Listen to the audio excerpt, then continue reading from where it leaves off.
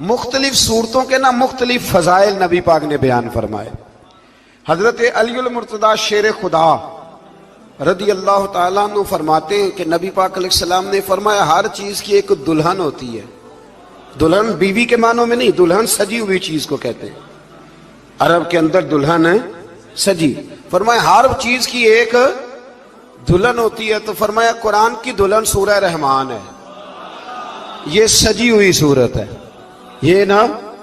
اور اللہ بار بار کہتا ہے، بار بار فَبِأَيِّ آلَاءِ رَبِّكُمَا تُكَذِّبَانِ، او انسان تو اپنے رب کی کون کون سی نعمت کو جھٹلائے گا؟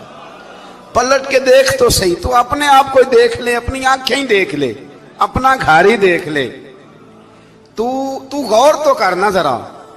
یہ نا بہت سارے لوگوں کو بڑی دشواری ہوتی ہے، وہ ہر وقت ہاتھ میں رومال پکڑے رہتے ہیں، کہتے ہیں جی میرے منہ سے نا کئی دفعہ قطرہ نکل جاتا ہے تھوک کا، تو کسی کے منہ پہ پڑ جاتا ہے۔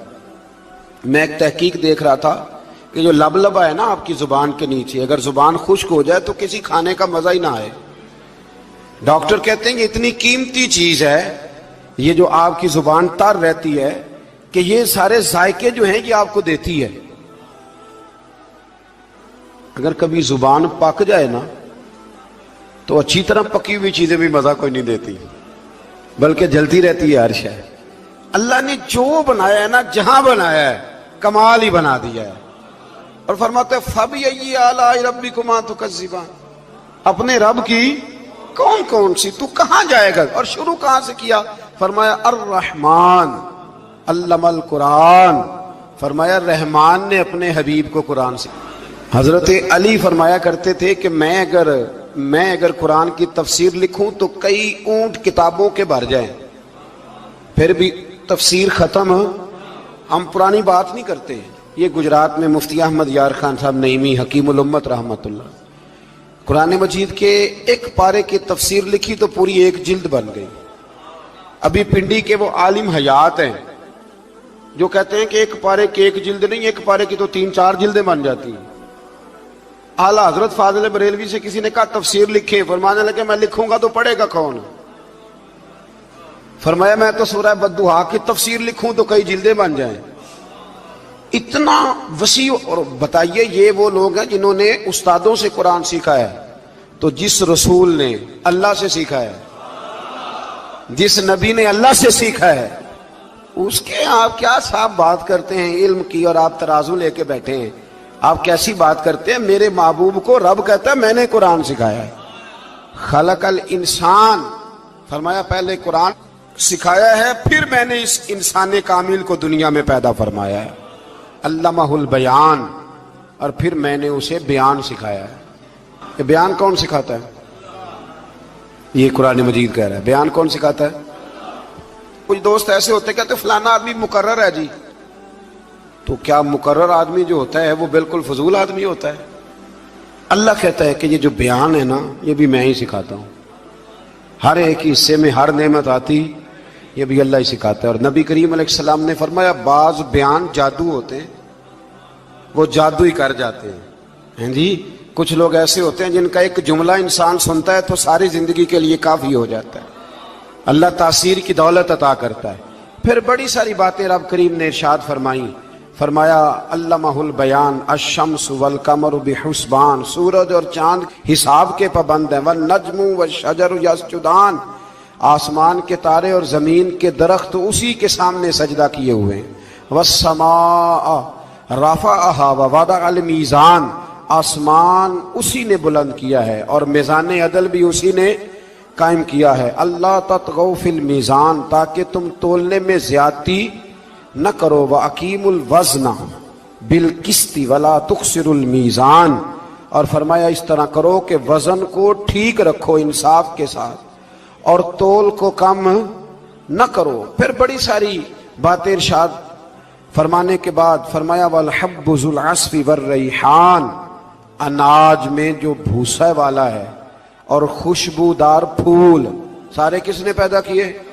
فرمایا فَبِأَيِّ آلَاءِ رَبِّكُمَا تُكَذِّبَانِ، تو تم اپنے رب کی کن کن نعمتوں کو جھٹلاؤ گے؟ فرمایا خلق الانسان من صلصال کالفخار، ہم نے انسان کو بجنے والی ठीकरी की मट्टी, जो बजने वाली मट्टी है ना, जो खुश्क हो जाती है, उससे पैदा फरमाया। व खलकल जान मिन मारिज मिन नार, और पैदा किया जान को आग के खालिद शोले से। फबिय्यि आलाई रब्बिकुमा तुकज़्ज़िबान। ये सूरत ऐसी है कि इसका एक एक लफ्ज पढ़ने को दिल करता है।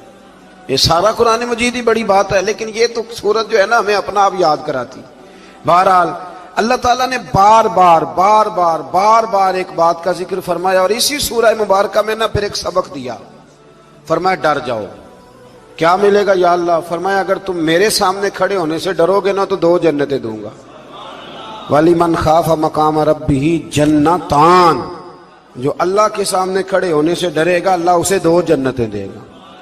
वैसे आजकल डरते तो नहीं ना लोग, डर निकल गया, बस थोड़ा सा बरादरी से डरते हैं, बरादरी से थोड़ा सा, ज्यादा नहीं, थोड़ा सा रस्म और रिवाज से डरते हैं।